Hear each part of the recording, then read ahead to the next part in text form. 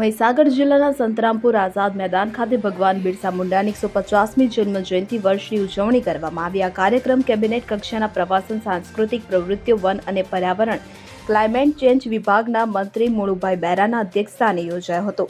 આદિજાતિ વિકાસ, પ્રાથમિક, માધ્યમિક અને પ્રૌઢ શિક્ષણ મંત્રી ડોક્ટર કુબેરભાઈ ડિંડોર પણ ઉપસ્થિત રહ્યા હતા। કાર્યક્રમમાં વિવિધ યોજનાના લાભાર્થીઓને ચેક વિતરણ કરવામાં આવ્યું તો આદિવાસી સમાજના વિશિષ્ટ સિદ્ધિ મેળવનાર તેજસ્વી વિદ્યાર્થીઓ, કલાકારો અને રમતવીરોનું સન્માન કરવામાં આવ્યું તો ઉપસ્થિત મહાનુભાવોએ એક પેડ મારા નામ અભિયાન અંતર્ગત વૃક્ષારોપણ કર્યું હતું। આ પ્રસંગે કલેક્ટર અર્પિત સાગરે સ્વાગત પ્રવચન કર્યું હતું અને સંતરામપુર પ્રાંત અધિકારીએ આભાર વિધિ કરી હતી।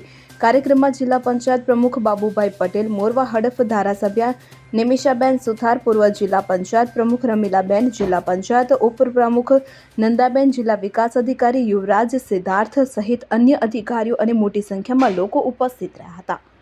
સંદીપ દિવાસરે સાથે CN24 ન્યૂઝ, મહીસાગર।